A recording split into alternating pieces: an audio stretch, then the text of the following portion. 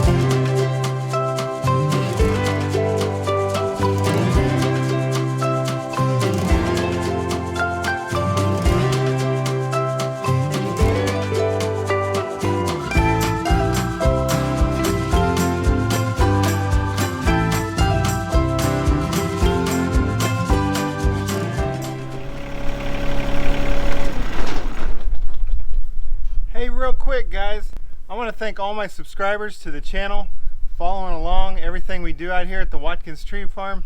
I want to say thank you guys, very much appreciated. YouTube does a lot of analytics behind the scenes for the channel and for the individual videos, and one of the stats that caught my eye is kind of disappointing actually. In the last 28 days, 9 out of 10 people watching my channel are not subscribed. So if you're watching this and you're not subscribed, I ask for your subscription and hope you subscribe and follow along the channel, everything that we're doing out here. We have a lot of stuff planned this year, and I hope you can follow along. So once again, thank you guys very much, and let's get back to the build.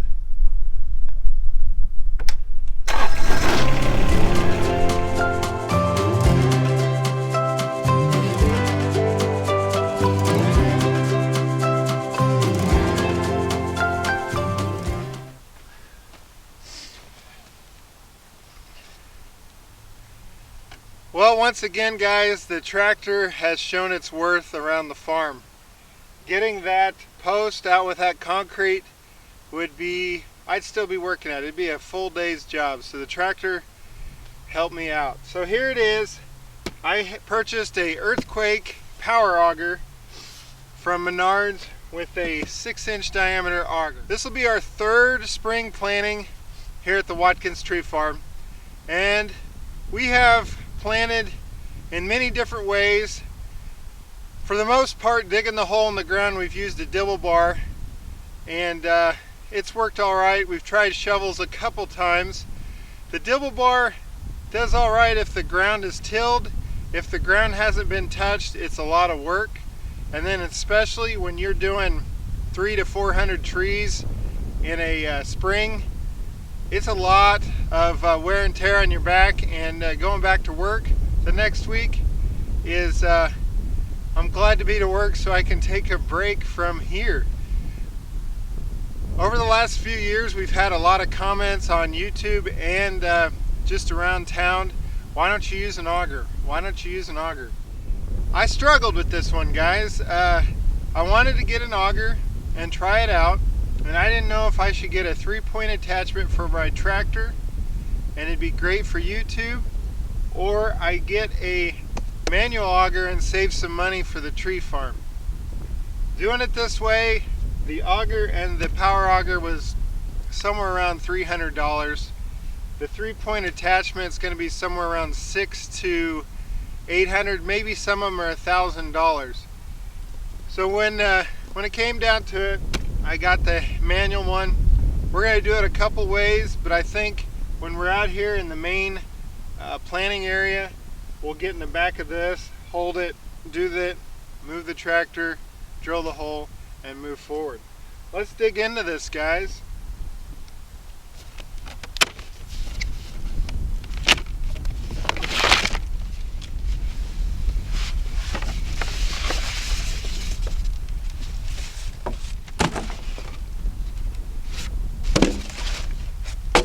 Fairly light, guys. Fairly light. I'm impressed.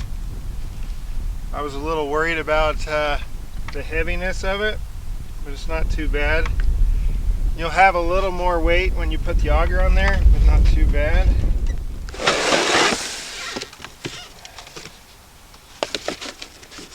And there we go, guys. We got the auger. It's a 6-inch auger, and we've got the power head. So I'm going to put these together and let's see what we got to do.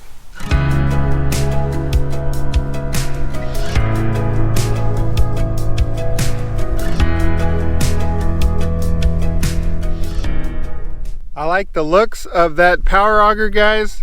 It's got a grippy handle on it where you won't slip.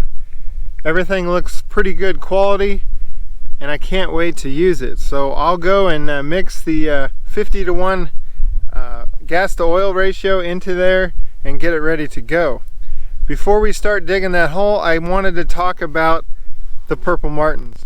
Purple martins are in the swallow family. They're a migratory bird. They come into the United States to have their babies during the spring and the summer, and then they migrate down to South America during the winter. They usually start migrating at the end of February and moving north through the United States. Right now they're in Texas and Oklahoma, and they should be in Kansas here around the first week of March. I remember as a kid coming as late as April 1st or after April 1st. That was our April Fool's joke to my dad. We ran at the window and said the purple martins are here, and we got him. I am a third generation of having purple martins, and the actual house that I'm going to put up right now was my grandpa's, and so we'll put that up and hopefully get purple martins. Last year was probably our best chance. They came in May. We had a pair, a first-year male and a female. They spent the night, but those sparrows were so established into the house they drove them off, and it was very frustrating. So we're going to get this hole dug using this Earthquake 43cc power auger, and we'll see how it does. Well, it says turn it on, and then you see the plunger. Okay, gas is in the plunger now. 1, 2, 3, 4. It's on, and then it says move it down to choke. Grip the lever here and pull.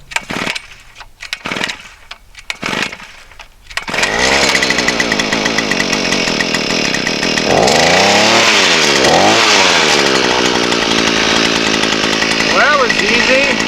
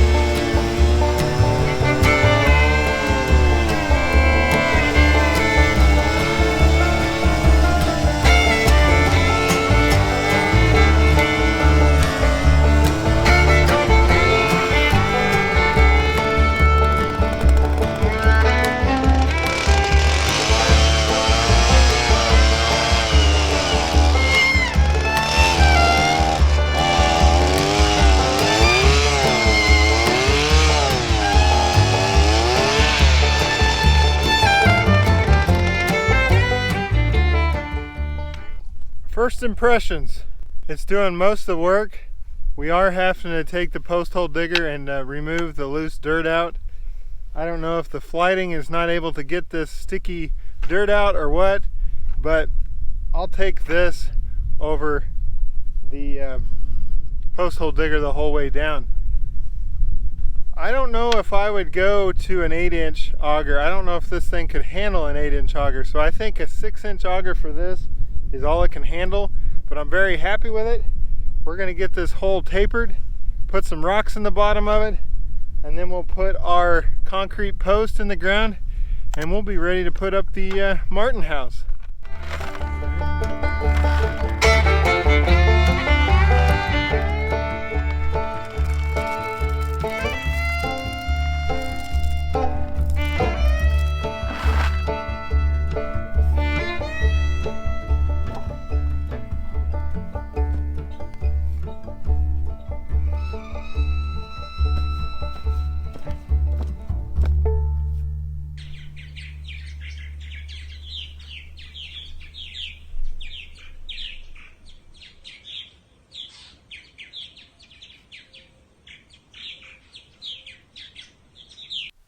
Well, this project has gone very smooth and quickly, and that's what I wanted exactly with this power auger.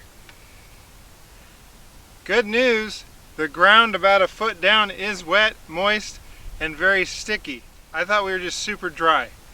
And so that's good news to know that the soil down deep is wet and moist. So as long as the Christmas trees can get down that far, they'll find some moisture. Very happy with this Viper 43cc earthquake power auger. Very happy with it.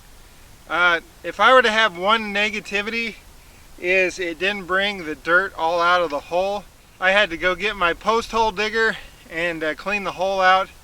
But I'm standing here 30 minutes later after starting this project doing a closing. So I'm very happy with how fast this sped things up. We should be able to do a 12-inch deep hole for the Christmas trees. Even if there's dirt in the hole, we'll be able to clean that out by hand and no problem.